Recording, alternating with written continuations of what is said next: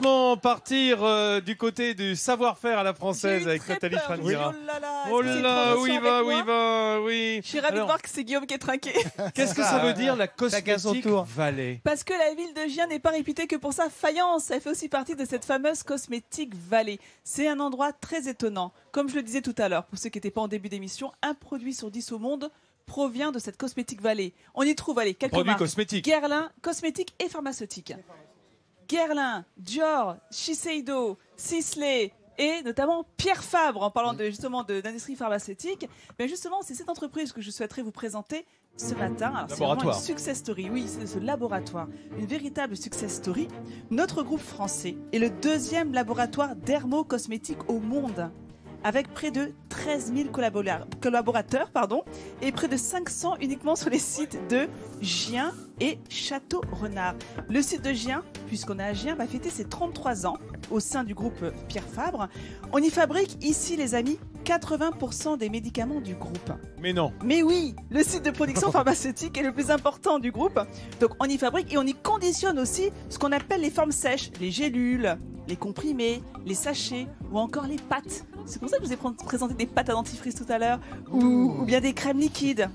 Alors justement, en parlant de produits, de comprimés, savez-vous comment on élabore un médicament? Non. En tout cas, ça prend beaucoup de temps. Ça, plus d'une dizaine d'années pour mettre en place un médicament. Donc justement, je vais essayer de vous l'expliquer façon, c'est pas sorcier. Ouf, je me lance. Ouais, tu nous fais simple, hein, parce qu'on n'est pas des... Schématiquement.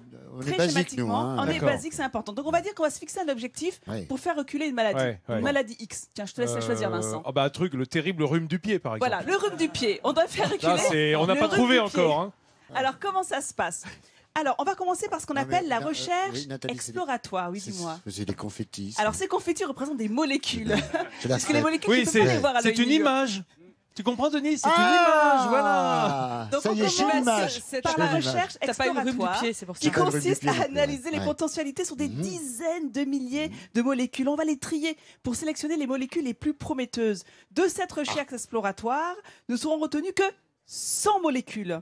Ces 100 molécules que voici qui vont être testées. Et là, on va faire ce qu'on appelle les tests précliniques, donc des tests in vitro qui vont permettre justement d'évaluer l'effet de la molécule sur des cellules en culture. Ou bien, Hélène, attention Hélène, oui. Bouge tes oreilles. On fait également encore des tests sur les animaux. Il semblerait que ce soit une étape encore indispensable pour réaliser des médicaments. On a fait des tests sur Guillaume, ça a raté.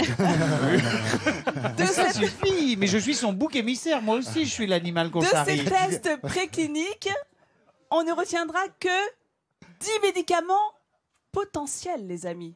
Toujours pas définitifs, potentiels. Et là, on est dans la phase recherche clinique qui est destinée justement à évaluer ces 10 médicaments sur les humains, candidats du coup. Sur les humains, sur l'homme. On va tester l'efficacité réelle sur l'organisme, la durée dans le temps. On va aussi savoir un petit peu... toxicité, exactement, des choses comme ça. Déterminer la forme. Est-ce que ça sera un comprimé, une gélule, les effets une secondaires, ferme injectable? Les effets secondaires sur le long terme, ça se fait au bout de 10 ans.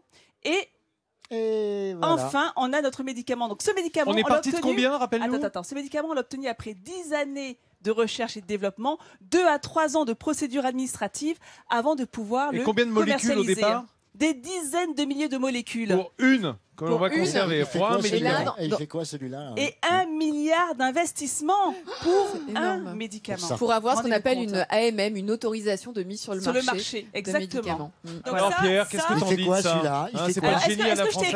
Moi ça va bien, je suis pas trop malade pour l'instant, mais c'est rassurant de savoir qu'on s'occupe de nous quand même. C'est pour ton rhume de pied. Et tu peux soigner ton rhume des pieds, raison Elena. Vaut mieux qu'on t'ait donné une... Et tu l'avales maintenant. Donc on peut être très fiers aussi de ce savoir-faire français, de savoir ce groupe quand même est le 2e groupe au monde de dermatocosmétiques pharmaceutiques. Voilà. Donc et aussi on peut être très fiers de cette Cosmétique Valley. Mais carrément. Que le monde nous envie. Carrément. D'ailleurs, il n'y a qu'à voir les Giennois qui nous entourent, ils en sont bien conscients. Eh bien, économiquement, c'est une richesse considérable pour cette vallée, c'est sûr. Et oui, parce que ça s'exporte. Et c'est ça qui est important. La balance commerciale française. Il faut l'aider tous les jours.